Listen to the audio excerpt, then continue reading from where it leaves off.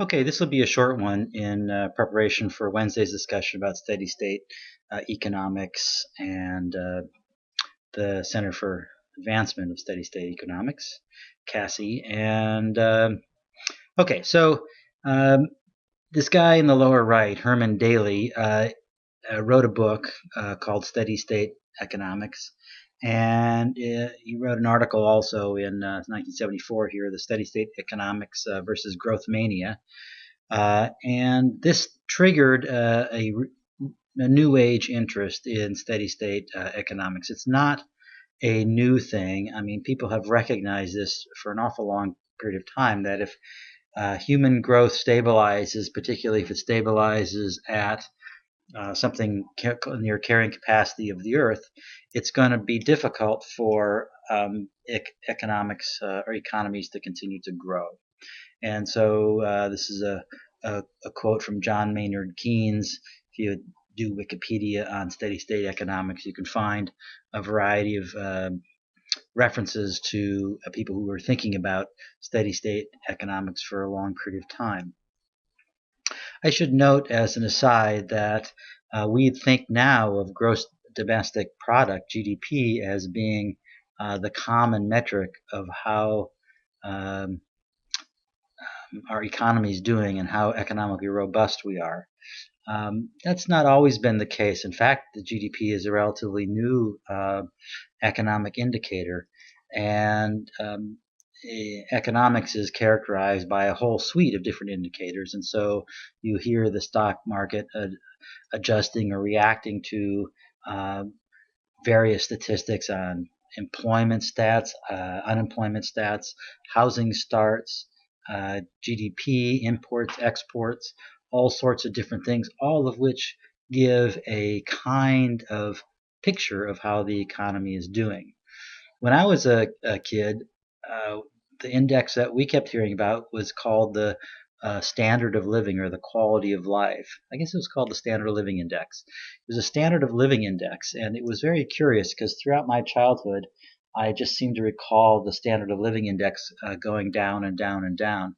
In the meantime, everybody in my neighborhood was getting color televisions from black and white televisions and blenders and things like this, and so it sure didn't seem like the quality of life was going down. And what they meant by quality of life, it was an index of how the price of a house and some other major commodities that people tend to buy relative to the average wage. And all it really meant was the price of housing relative to annual income was going up.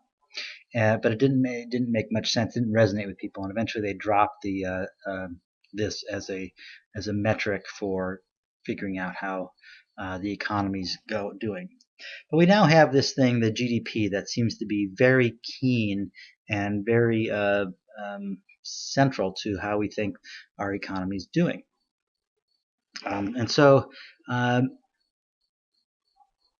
Brian Check has stepped into this fray, and we're reading one paper, but he has written a whole number of papers on this issue. This is difficult to read, but if you go into ISI Web of Science and put Brian Check in as the author, you'll see the papers going back a decade, effects of economic growth on biodiversity in the United States, human population increase, economic growth and fish conservation, collision course or savvy stewardship, prospects for reconciling the conflict between economic growth and biodiversity conservation with technologies, ecological and environmental policies versus a steady state economy in times of crisis, on and on. I first came upon this when a number of years ago. I think it was probably about 2006 or 7. I was running for the board of governors for the Society for Conservation Biology, and Brian Check wrote me an email asking me my position on a variety of things, including steady state economics. And he was going to push my views onto his constituents within the society because he was very keen on getting the society to adopt officially a view of supporting and endorsing steady state economics. And if you can read the bottom one on here, number 8, in my opinion, let's see, no, I guess it was number 9. But anyway, there's one of his papers about a decade ago where he's saying that he thinks that scientific societies, really need to adopt a steady state economics position. Well, the Society for Conservation Biology never has adopted a position on steady state economics. Not that people generally feel that we won't eventually hit a place where the economy won't be growing anymore, but that it just doesn't seem to be in the interest of a society that's principally interested in the science of conservation to be that wrapped up into policies associated with economic growth, a little far afield. Anyway, but Brian has moved off to form something called CASI, the Center for the Advancement of the Steady State Economy. And here's their front of their webpage. Perpetual economic growth is neither possible nor desirable. Growth, especially in wealthy nations, is already causing more problems than it solves.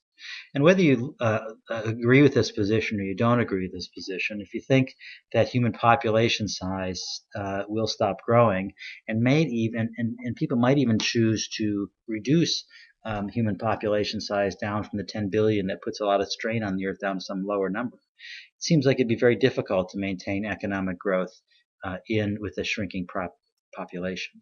And so this idea of steady state economics is criticized, but it's criticized from both ends. One side, it's criticized by being unrealistic and that technological fixes and dematerializing economic growth. This idea that not all economic growth is associated with real goods, with natural resources based goods. And as you dematerialize economic growth, you can have growth that it revolves around things other than material goods, things like the entertainment industry. But anyway, so there are some criticisms against steady state economics from the growth perspective, but there's also criticisms of it from the other's perspective that says that it doesn't go far enough. We can't really afford a steady state economy. We actually have to shrink the economy.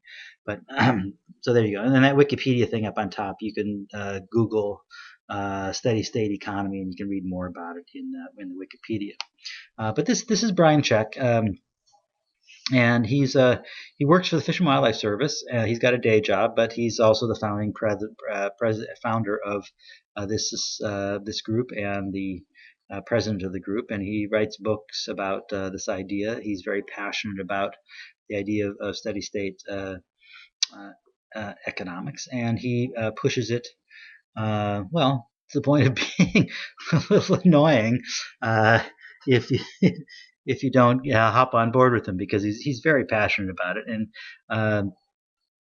you can see that there's something to this. But the question is what should we do about it? What policies would really foster and facilitate a reduction in the conflict between economic growth and conservation?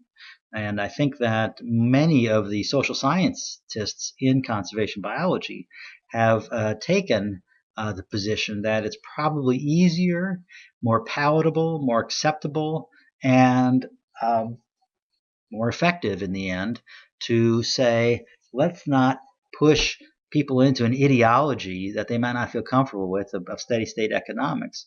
Let's just work on something that people can get behind, which might be reducing the conflict between economic growth and conservation, something we talked about today in class.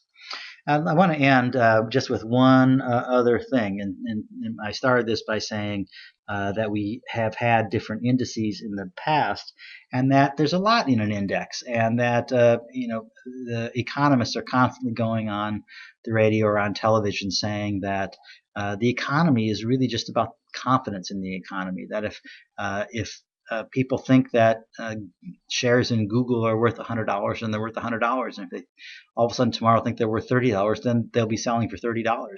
And that bubbles happen when people stop thinking about fundamentals and start thinking about the potential future value of things and pay more for things than they may be worth. And when the bubble pops, it almost always pops very abruptly, and the value of something decreases quite sharply, and people lose a lot of money on it. And that's because people lose their confidence in that commodity or business or whatever.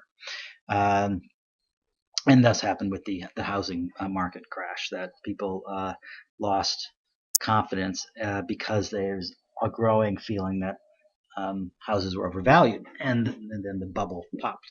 Well, so how do we get away from that sort of thing? And one idea was forwarded by the country of Bhutan, and here this idea in 1972, the ruler of Bhutan, whose name is illegible down there, but that's a quote by him, says gross national happiness is more important than gross national product.